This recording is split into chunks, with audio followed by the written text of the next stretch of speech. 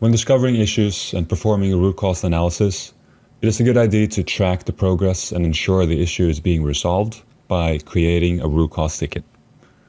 The root cause analysis module provides a simple yet effective way of creating and managing root cause tickets, with the option of following the 8 disciplines methodology.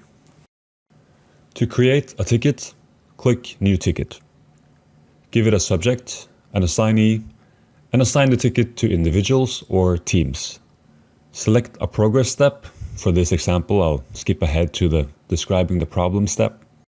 I can give the ticket a priority level, and I can add a reference URL and attach any relevant files.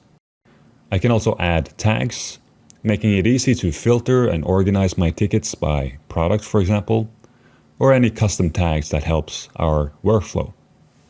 Teams can message back and forth, share information, make progress updates, and keep track of what's going on, all while staying in the system and having the relevant data readily available.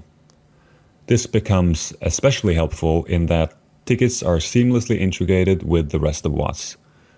In the process Heatmap, for example, I can easily keep track of tickets that are relevant to the given heatmap. If I make a discovery, I'll know if a ticket is created and that the issue is being handled.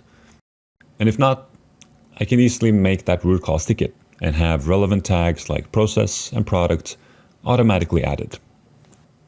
To what extent and how detailed you want to go with the root cause analysis module is entirely up to you.